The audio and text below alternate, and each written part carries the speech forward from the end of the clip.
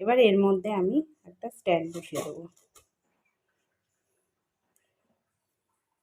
তারপর আমি এই বাটিটা বসিয়ে দেবো। আমি এটা কড়াইতেই করছি।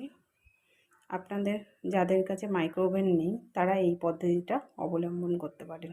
এবার কি করব, একটা ঢাকনা দিয়ে এটাকে সুন্দর করে ঢেকে দেব। ঢাকনার সেটিংটা যাতে খুব সুন্দর থাকে, কোথাও দিয়ে যেন এয়ার পাস না হয়।